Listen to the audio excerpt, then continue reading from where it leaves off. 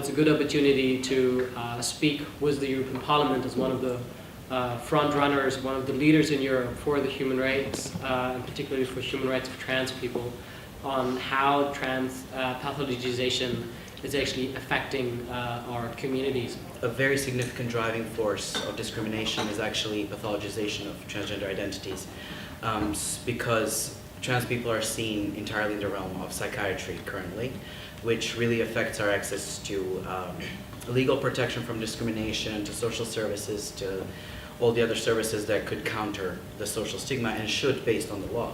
You have to do this so-called real-life experience, and which can be really just a harassment. The psychiatrist himself gave the example that's like, if someone comes to you and needs glasses, then you tell them, yes, you can get a frame now and come back in a year, and then you can get the proper glasses you need.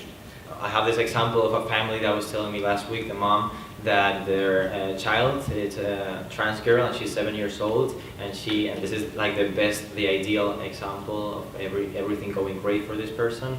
She's 7 years old, she's supported by her family, the school, everyone around her, she's having a great childhood.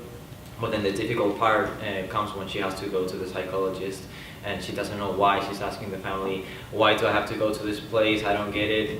There's nothing wrong with me. Why should I go? And the psychologist asks her about what role do women play in society? How do you feel about your genitals? How do you feel about your body? Why do you like pink, or why do you like girl things? And so the girl was really, really ashamed. She didn't know what to answer. She didn't really understand anything.